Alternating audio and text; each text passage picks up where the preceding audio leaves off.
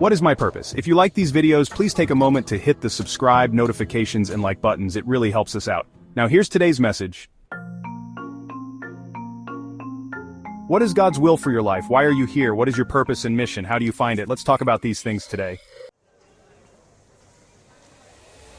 As I was sitting in the break room eating lunch, Jonathan asked if he could join me. Jonathan, do you have a minute to talk?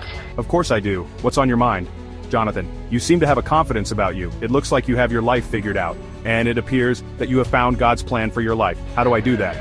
Jonathan, if I've discovered anything in life that can help you, it took me 63 years to find it. For most of my life, I have tried to find God's perfect plan for me. I've tried to find out where I fit, what I'm supposed to do, why God put me on the earth. And then one day, it hit me. God is not playing games with us.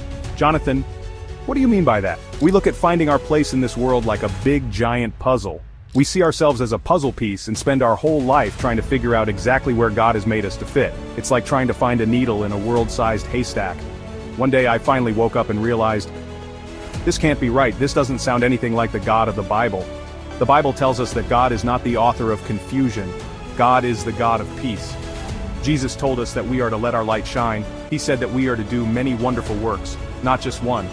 The Apostle Paul said that we are God's masterpieces made to do a lot of good things. I told Jonathan, God's will and plan for our life is not one thing. It is everything.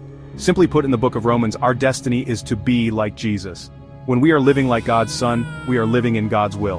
In Philippians, the Bible tells us that God works in our hearts to want to do God's will.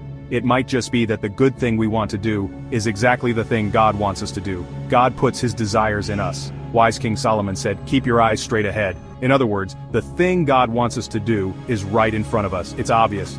Solomon also said, whatever your hand finds to do it with all of your might.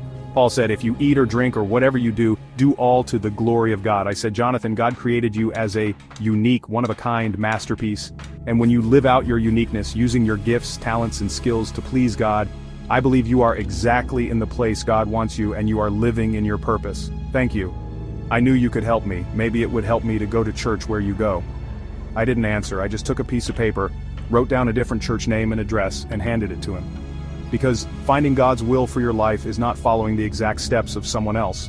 God's purpose for you is personal. God's plan for you is unique. And your mission is not the same as mine. So today, if you want to fulfill God's purpose for your life, just please him in whatever you do. When we learn God has a one-of-a-kind life for each of us, we will discover life is better.